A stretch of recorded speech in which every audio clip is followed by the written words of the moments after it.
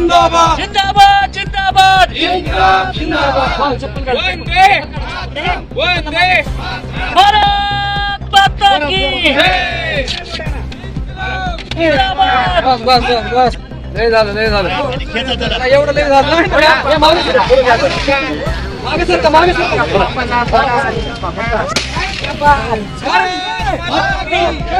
इन्कलाब माता की जय इन्कलाब जिंदाबाद इन्कलाब जिंदाबाद भारत मातरम हो ना कृष्ण भाई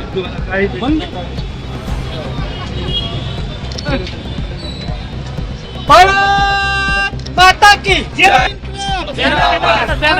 माता की जय कसं आहे की देशभरातून प्रत्येक गावागावातून असेल शहरातून जिल्ह्यातून राज्यातून दिल्लीमध्ये जे विद्यार्थ्यांचा त्यामध्ये समावेश झाल्यामुळे हे आम्ही आज ते प्राथमिक स्वरूपात जे शिक्षण मंत्र्यांनी पाप केलंय त्या पापाचा घडा इथे आज छत्रपती शिवाजी महाराजांच्या पुतळ्यासमोर अहमदपूरमध्ये फोडला आहे आणि त्याचा निषेध केला आहे. मला कळत नाहीये की केंद्रीय शिक्षण मंत्र्यांचा राजीनामा का घेतला जात नाही.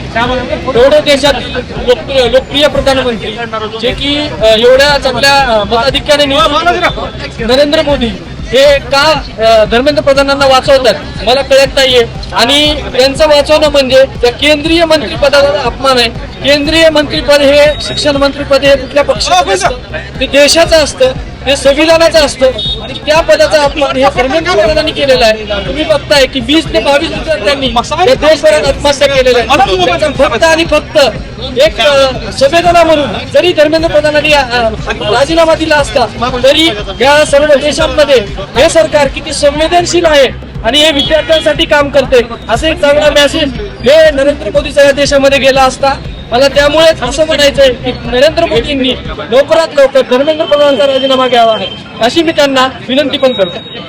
जर राजीनामा नाही झाला तर आम्हाला इथून दिल्लीला पण जायची जरी गरज पडली तरी आम्ही इथून दिल्लीला पण जाऊ आणि राजीनामा मागू. राजीनामा तर धर्मेंद्र प्रधानांना नक्की द्यावाच लागेल.